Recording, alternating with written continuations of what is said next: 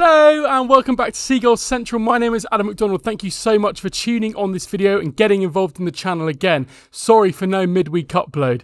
I was planning on doing my regular Monday episode tomorrow, dropping on the channel. That's going to have to be pushed back because we've had some massive breaking news. Literally 13 minutes ago from when I'm recording this video, hopefully really soon after you'll be seeing this. It won't be too long. Massive news dropping on social media, reporting from David Ornstein around the future of João Pedro, Brighton forward, number 9, João Pedro.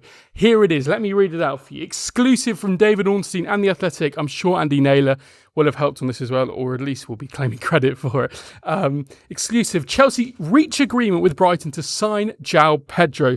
Deal for 23-year-old Brighton forward in excess of £50 million. Personal terms are in place on a 7-year contract. Contract was 2032. Medical being arranged at the moment, and he's only ever wanted Chelsea, and he's expected to join Chelsea's Club World Cup squad in the coming week or so. This is massive news.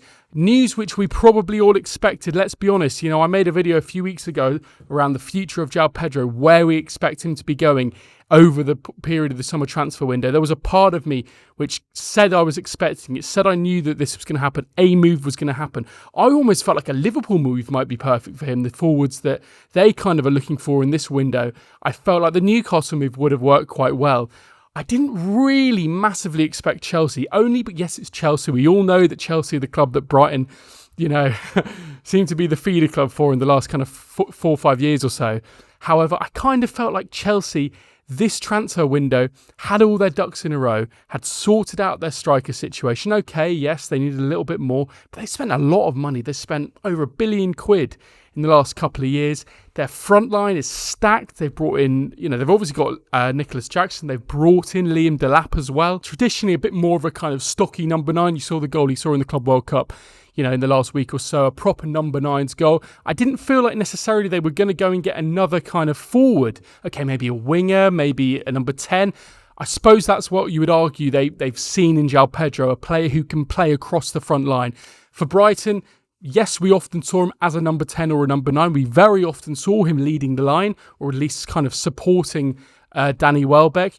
He can also obviously play on the wing. There were reports that he was prepared to play out on the right wing for Newcastle. I personally find that hard to believe. According to all the reports from David Ornstein and The Athletic in the last couple of days, it sounds like he was never interested in the Newcastle move. He ultimately turned Newcastle down. He only had eyes for Chelsea. I do find it interesting, why you choose Chelsea. There's an obvious reason. You're a 23-year-old player being offered a 7-year contract. That's huge. Massive financial security for you and your family for the rest of your career at traditionally one of Europe's elite clubs, at least in the last kind of decade, 15 years, one of Europe's elite clubs, and a club who have put so much money into their current project to take them back to kind of the upper echelons of European football. You can imagine they're going to do well in the Champions League next season. They're going to be pushing for the Premier League in the next 3, 4 years. And he'll be bang part of that. For me personally, I think it's a fantastic, purchase for Chelsea in that sense, in the sense that they are buying a 23-year-old who's massively versatile for very good money too. I want to quickly talk about the price of this deal. Now, David Ornstein's report speaking around how it's in excess of 50 million. Now, we don't necessarily know what that means. Is that kind of 50 million plus, 5, 10, 15 million pounds in add-ons, depending on whether Chelsea win trophies in the next few years?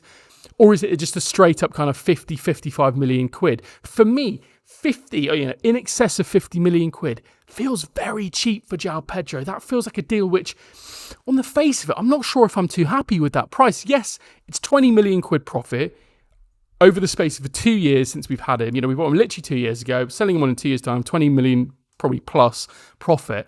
However, for me, I think people will wake up to see this in years to come as a massive bargain for Chelsea. 50 million quid for one of the Premier League's brightest young talents, the Premier League's most versatile forwards, when kind of Brentford are looking at kind of 60 million quid plus for Bryan and Mbeumo, turning down bids of Man United for 55, 60 million quid, they're probably looking more at, ideally they'd be valuing him at like 70. They'd probably realistically take around 60 or 65. I'd say that's probably the ballpark maybe even more I'd be looking for João Pedro, just in terms of the fact he is a little bit younger, a little bit more versatile. Brazil's number 9. I don't know. I'd love to know what you think. Do you think Brighton are what it makes me think is that Brighton are very happy, confident and comfortable in the situation they're in terms of their forwards. In the last couple of transfer windows, in the last year, 18 months, we've put a lot of money, a lot of time, a lot of investment, a lot of coaching into a very stacked forward line.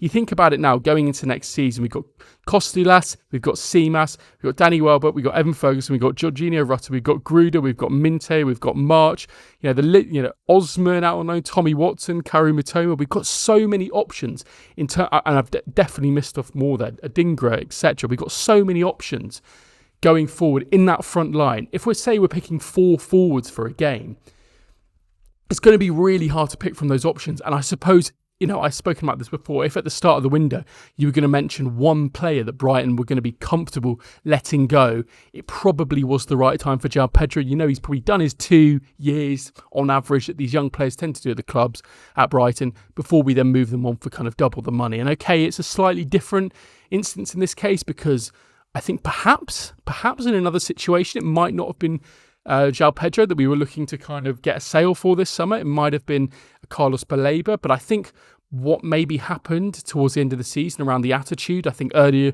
we've seen it a few times before around João Pedro. There have been questions around his attitude, and with that kind of internal disciplinary matter going on with regards to the spat between him and Jan-Paul van Hecke, it did feel like the writing was on the wall. I think we all kind of said at the time, this might be the last we've seen of João Pedro, and it's turned out to be the case. And I think clearly, Brighton have spoken very publicly in recent years around the kind of culture of the club, the kind of team values that they call it, TEAM, that stand for, a load of corporate nonsense, whatever you want to call it. But it's around that kind of culture that clubs like to set, the dressing room like to set, the club having that kind of no bad eggs in the dressing room, that kind of policy. I think they're really strong on that. And I think when they think to themselves, we've had this guy for 2 years now. He's been massive for us. He's created so many brilliant moments for us as a club. Been part of a huge moment in time for Brighton. And I'll get onto that in a second. But they've probably taken all that into account, recognised the age profile, recognised the opportunity for a sale, recognised there's a few clubs looking for strikers. Maybe that might change in the next year or so. It might not be the best time to sell in a year, 2 years' time. You've got a player who we're all probably ready to move on from. There's been a bit of a sticky period towards the end of the season, and it suits everyone.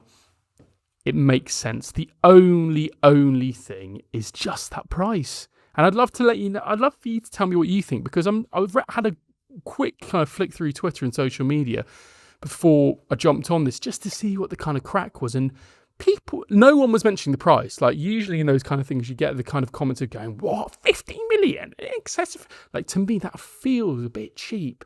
And I'd love to know maybe in the coming days, weeks, we hear a little bit more around the deal, whether there's, £10 million in add-ons, £20 million in add-ons, whatever it is. I know with the Alexis McAllister deal, obviously it was reported at 35, we ended up getting 55, which in my opinion is an absolute steal in itself, 55 million quid. And I don't want to get hung on it too much, but like that would be my only gripe. I'm not sure I feel particularly comfortable with that price if I had to have a criticism of this deal. But maybe the club just think, we need to just get rid of this guy. We've brought in our options. We're stacked. We're ready to go. We've done our business early. We're not going to do much more. We've brought in 2 big strikers for the start of next season. Big risks, though. Let's talk about it. Big risks. 17, 18, 19-year-olds for big money from a league that isn't the Premier League. At least João Pedro had played in the Premier League before we signed him. They're taking a risk there, but maybe they think, we've got our options stacked. We know what we're looking like next season. It's clearly a risk. It's clearly a financial deal that the club are prepared to kind of do. Talking on João Pedro, let's focus on the positives as we kind of make our final proper video on him. A massive player for Brighton in the last 2 years. A player who came in at the end of the season after we just achieved Europa League football. We saw him for the start of the season when we were in the Europa League, our first ever season in European football. And he had an absolutely fantastic European campaign. Obviously, all the talk of him around penalties and stuff. But I think for me, I'm not going to talk about too many specific moments. But for me, I've always spoken about this word. When someone says João Pedro, I feel like I say it 100 times. It's talismanic. I feel like he's got an absolutely talismanic way about us. It's been in the Premier League, it's been in cup competitions, it's been in the Europa League specifically. when the lights are down, no, when the lights are on, when the sun's down, it's a big evening game, big clutch moments. João Pedro is always there for the massive, massive moments. He bailed us out of trouble loads of time. You know, goals against Man United, multiple goals against Man United, goals against Chelsea, goals in the FA Cup to get us through, penalties and massive clutch moments. European football, I mean, God, you think about some of those moments, you know, at the Amex, away from home as well. Yeah, honestly, the penalty in the Europa League. You think about all these moments that we've had, and he's been a huge, huge part of it, giving me some of my best memories in a Brighton shirt, as a Brighton fan in like the last 5 years, even 10 years. Like, he has provided some of those best memories. Like, you think of the modern era. Like, if you're making the greats, like we've got on these posters here. Obviously, we've got Lewis Dunk, we've got Karim Mitoma, we've got Pascal Gross.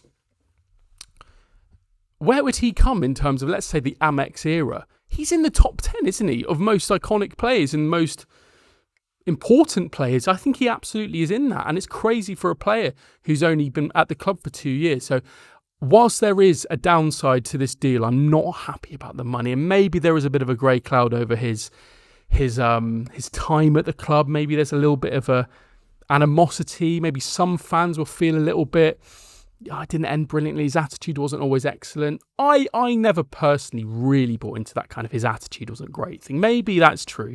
But I think whenever I saw him in a Brighton shirt, I loved the whole thing when he was geeing up the fans. I think sometimes you need that a little bit. And it shows the fight. It shows the passion. It shows the passion, doesn't it? It shows how much he cares. That maybe some people found it a bit kind of, holier than thou. He's trying to get the fans going. I loved it. I thought it showed passion.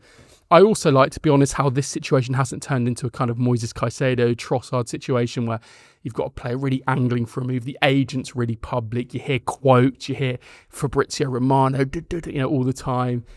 Actually, it's felt a lot cleaner. It's felt like, you know what? These two clubs are interested. They're going to battle it out. Whoever pays the most is going to get him. He prefers Chelsea. Bang. Within like a day of that news that he wants Chelsea. Bang. The deal's agreed. Medical's done. Bang.